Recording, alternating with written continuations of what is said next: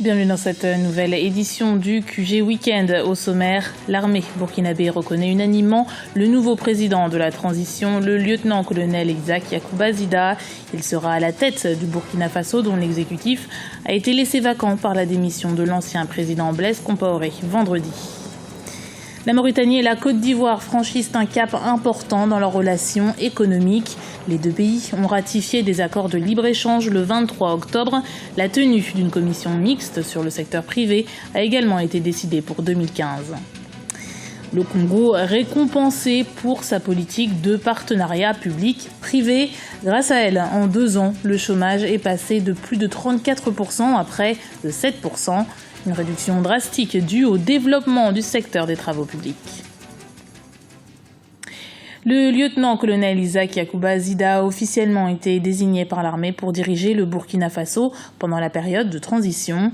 Il prend donc la vacance laissée par l'ancien président Blaise Compaoré, actuellement réfugié en Côte d'Ivoire, après avoir démissionné vendredi. Ce samedi à 13h30, les forces armées nationales ont déclaré leur ralliement au lieutenant-colonel. Dans sa première allocution, le nouveau président de la transition s'est engagé à diriger une période transitoire la plus courte possible. Graziella Chakunte. C'est officiel. Depuis ce samedi 1er novembre, le lieutenant-colonel Isaac Yacouba Zida, numéro 2 du régiment de sécurité présidentielle, est le président de la transition au Burkina Faso. Il assume également la fonction de chef de l'État en attendant la mise en place d'un organe de transition en accord avec les partis politiques et la société civile. Dans son allocution, le nouvel homme fort du Faso a lancé un appel à l'endroit des organisations panafricaines, un appel à la solidarité envers le peuple burkinabé. J'appelle la communauté internationale, en particulier les pays frères et amis du Burkina Faso, notamment ceux de l'Union africaine et de la CEDEAO, à faire preuve de compréhension et à soutenir notre peuple dans ces dures épreuves. Les engagements internationaux du Burkina Faso seront tenus. C'est la 7e fois qu'un officier de l'armée prend le pouvoir au Burkina Faso depuis l'indépendance en 1960. Pas sûr donc que cet appel soit entendu, d'autant plus que peu de temps avant la démission de Blaise Compaoré, la communauté économique des États de l'Afrique de l'Ouest avait indiqué qu'elle ne reconnaîtrait aucune accession au pouvoir par des voies non constitutionnelles. Je crois que le coup d'État est manifeste et je pense que la CEDEAO doit avoir comme position celle à laquelle elle avait déjà prise, c'est-à-dire ne pas accepter un coup d'État. Parce que cela va, si vous voulez, donner comme motif aux militaires chaque fois que les politiciens ne s'entendent plus. Ils se saisissent du pouvoir. Et généralement, ceux qui se saisissent du pouvoir au début, et après, ils disent qu'ils vont faire quelque temps pour organiser les élections et finalement mettre beaucoup d'années. Pour l'heure, la réaction de l'opposition se fait toujours attendre. De son côté, le président démissionnaire Blaise Compaoré a appelé à des élections libres et indépendantes sous 90 jours avant de quitter Ouagadougou. Il se trouve en ce moment à Yamoussoukro, la capitale politique de la Côte d'Ivoire voisine. Le nouveau président de la transition du Burkina Faso, qui a sollicité le soutien de l'Union africaine dans son discours. L'organisation panafricaine lui a en quelque sorte répondu par la voix de la présidente de sa commission, Nkosazana Dlamini Zuma. Dans un communiqué, elle appelle les acteurs politiques et de la société civile à travailler ensemble. Selon ses termes, la transition doit être civile et inclusive et doit déboucher aussi rapidement que possible sur des élections libres, régulières et transparentes. Fin de citation. Autre titre de l'actualité, la Mauritanie et la Côte d'Ivoire souhaitent renforcer leurs relations diplomatiques afin de devenir de meilleurs partenaires. Cette volonté a été concrétisée il y a une semaine avec la ratification d'un accord par la Mauritanie. Il établit la libre circulation des personnes et des biens entre les deux pays. Reportage de notre correspondant Franck Nudofina. Vers un réchauffement des relations diplomatiques entre la Côte d'Ivoire et la République islamique de Mauritanie. Lors du Conseil des ministres du jeudi 23 octobre 2014, le gouvernement mauritanien a ratifié l'accord établissant la libre circulation des personnes et des biens entre les deux pays. Cette décision officialise donc les nombreux échanges et propositions de partenariat issus des visites des autorités mauritaniennes en Côte d'Ivoire et des autorités ivoiriennes en Mauritanie. Quand vous voyez le nombre déjà des Ivoiriens, des Mauritaniens en Côte d'Ivoire, c'est une seconde patrie pour les Mauritaniens. La Côte d'Ivoire, aller à Abidjan, ça allait trouver énormément de Mauritaniens. C'est déjà un pays d'accueil, c'est leur deuxième patrie.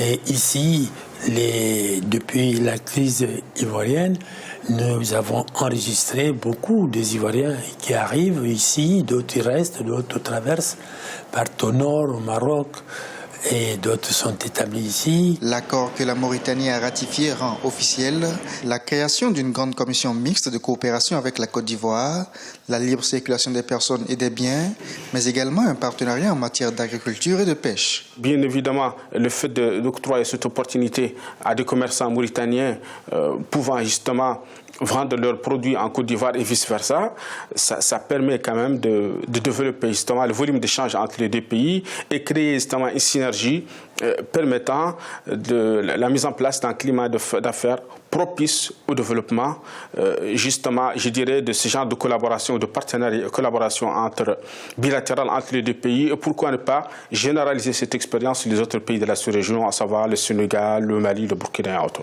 Afin de donner un coup d'accélérateur à ce nouveau partenariat entre la République islamique de Mauritanie et la Côte d'Ivoire, les deux pays ont décidé de la tenue à Abidjan en 2015 de la première session de la commission mixte de coopération et de l'organisation prochaine d'un forum économique sur le secteur privé. L'actualité économique, c'est aussi cette distinction remise au Congo mardi 28 octobre. Le pays a reçu le prix PPP Média Afrique Édifice Capital, une récompense qui vient saluer le développement des travaux publics sur le territoire congolais, des initiatives qui ont conduit à une baisse spectaculaire du chômage. Marina Vanier. Le Congo récompensé pour ses efforts dans le développement des infrastructures. Ce jeudi, le pays a reçu le prix Club PPP MEDA Afrique Édifice Capital qui consacre le pays pour sa politique d'urbanisation. Le Congo a mis sur pied depuis quelques années le concept de la municipalisation accélérée, un procédé qui a permis de doter le pays de plusieurs infrastructures. Écoles, routes, hôpitaux, toute l'infrastructure urbaine est concernée. Il a été mis en place une force de mobilisation des ressources pour aller vers l'investissement, donc à la construction des infrastructures. Et nous nous rendons compte que les infrastructures sont réalisées, évidemment, à une dimension considérable. Et que le plus important n'est pas seulement la réalisation de ces infrastructures, mais surtout la pérennisation de ces infrastructures. De 34,2% en 2011, la part des personnes sans emploi est passée à 6,9% en 2013. Une baisse spectaculaire qui s'explique en partie par l'explosion de l'offre dans le domaine des grands travaux publics et de nombreux projets structurants. Si je veux parler des aéroports du Congo, par exemple, au moment de la concession, nous étions pour... par exemple, l'aéroport de Brazzaville, nous étions à 700 000 passagers par année. Boosté par la concession, boosté par les concepts de hub, avec la mise en place d'une entité nationale pour desservir l'ensemble et la sous-région et l'international, nous avons ramené aujourd'hui l'aéroport de Brazzaville à 1 126 000 passagers par année, vous voyez, en moins de 4 ans. La République du Congo se structure aujourd'hui autour d'audacieux projets. Débutée en 2004, la municipalisation accélérée est l'opération la plus coûteuse jamais entreprise dans le pays. Il y a quelques jours, l'Organisation mondiale de la santé a apporté une bonne nouvelle pleine d'espoir. Les pays infectés par le virus, le nombre de nouveaux cas serait en baisse. Une diminution rendue possible par plusieurs mesures sanitaires, des campagnes d'information et de prévention. En Sierra Leone, une ligne téléphonique d'urgence en a par exemple été mise en place. Elle fonctionne 24 heures sur 24 et 7 jours sur 7. Alan Faro et Marina Vanier nous en disent plus. Avec plus de 1500 décès, la Sierra Leone est l'un des pays qui paye le plus lourd tribut à l'épidémie d'Ebola. Dans la capitale Freetown, il n'y a pas une personne qui ne soit impliquée dans la lutte contre le virus. C'est le cas de ces jeunes, tous bénévoles. Ils répondent 24 heures sur 24 et 7 jours sur 7 aux questions des citoyens inquiets. Je travaille ici parce que je veux aider mon pays concrètement. C'est ma façon d'aider du mieux que possible les Sierra-Léonais.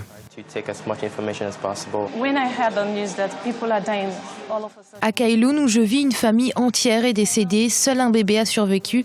Cela m'a marqué et m'a donné envie d'apporter mon aide. Ouvert il y a quelques mois, le centre d'appel reçoit une moyenne de 1200 appels par jour. La majorité provient de la capitale où le nombre de cas est en augmentation. Nous avons été submergés d'appels. Malheureusement, nous recevons aussi beaucoup d'appels de plaisantins. Les bénévoles rendent compte de leurs appels aux travailleurs de la santé et aux équipes de surveillance. Dans ce pays de plus de 6 200 000 habitants, les bénévoles qualifient leur engagement comme une obligation morale à l'égard de leurs concitoyens.